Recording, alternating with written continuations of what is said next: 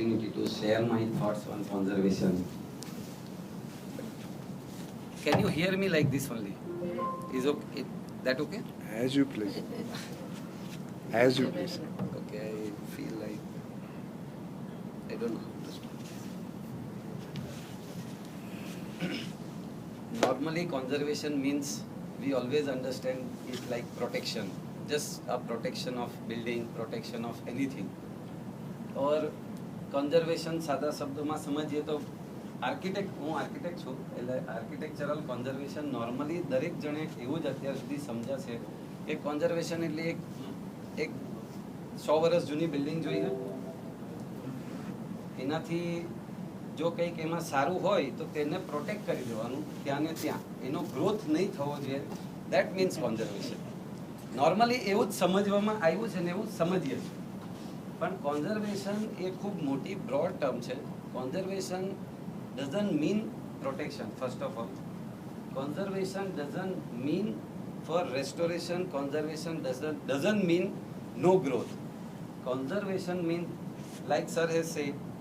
we have developed some values towards some activity and we want to continue with that values in that particular whatever it may be like પ્રાચીન ગરબા એ સાહેબે જેવી રીતના આપણને explain કર્યા કે suppose 50 વર્ષ પહેલા જે રીતના થતા હતા ને આજે બી એ પ્રાચીન ગરબા જ થઈ રહ્યા છે પણ 100% એની અંદર એક ચેન્જ આવ્યો છે પણ એ ચેન્જ એવો છે કે આપણે એને જોઈને કહી શકીએ કે આ પ્રાચીન ગરબા છે ને આ સપોઝ જુદી ટાઈપના ગરબા છે કે ડાન્સ છે કે XYZ દરેક ફિલ્ડની અંદર આવો ગ્રોથ થવો જરૂરી છે ગ્રોથ એ જ ડેવલપમેન્ટ છે અને એ જ કોન્ઝર્વેશન બી છે હું એવી રીતના એને સમજાવીશ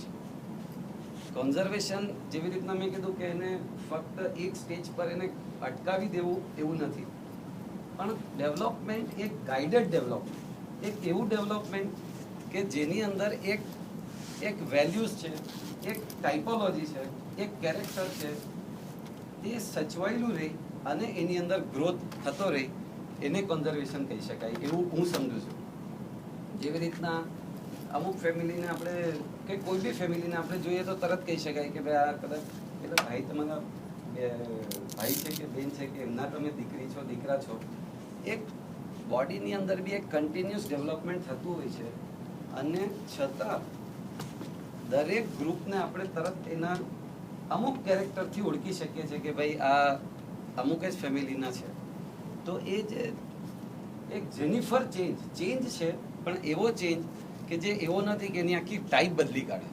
અને એ જે ચેન્જ જો ટાઈપ બદલી કાઢો તો you have lost that character values whatever we name it and then that is not conservation meaning એક ટાઈપોલોજીની અંદર development but within a guideline એવું કહી શકાય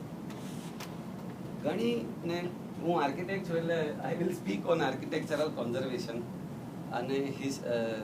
heritage normally meaning Surat is very much new to me I am not from Surat and I am also new for Surat